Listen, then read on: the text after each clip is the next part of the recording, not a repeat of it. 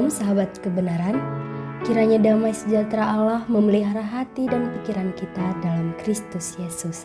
Kembali lagi dalam program renungan Cermin Kebenaran yang berjudul Perhatikan yang Lemah. Diambil dari bacaan kitab Mazmur 82 ayat 1-8. Mazmur 82 berkata, "Berapa lama lagi kamu menghakimi dengan lalim dan memihak kepada orang fasik?"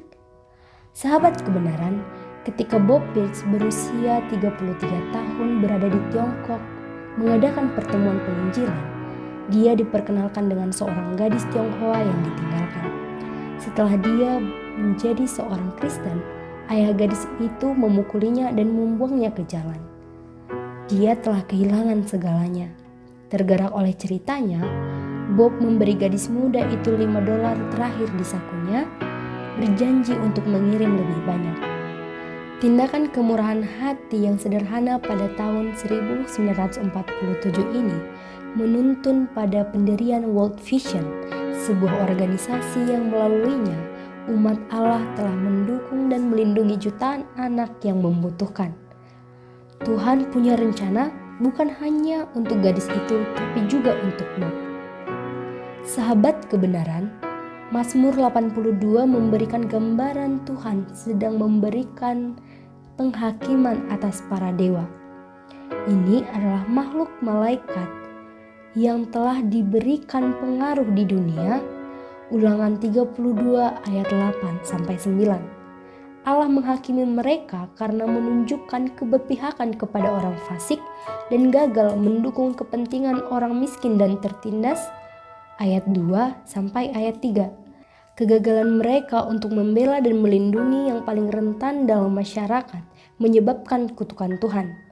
Aku sendiri telah berfirman, "Kamu adalah Allah dan anak-anak yang maha tinggi, kamu sekalian. Namun seperti manusia, kamu akan mati, dan seperti salah seorang pembesar, kamu akan tewas." Ayat 6-7. Penghakiman ini dijelaskan dalam Yesaya. Maka pada hari itu Tuhan akan menghukum tentara langit dan raja-raja di atas bumi. Yesaya 24 ayat 21.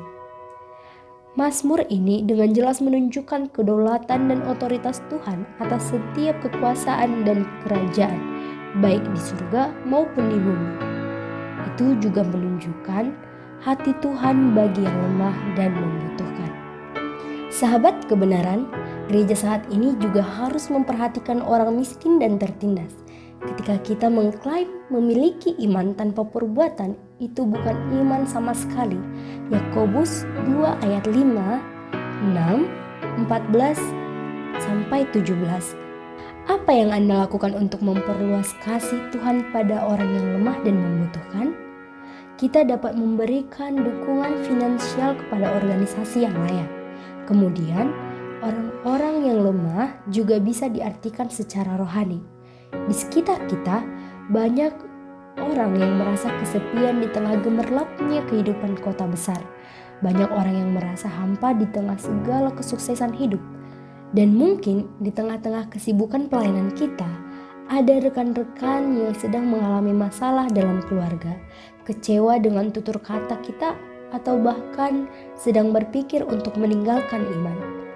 Masih pedulikah kita dengan mereka?